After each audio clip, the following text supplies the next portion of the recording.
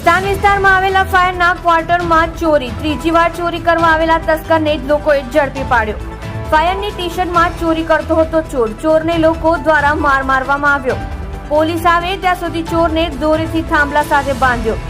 લોકોએ 100 નંબર પર કોલ કરીને ચોરને ભેસ્તાન પોલીસને સોંપ્યો.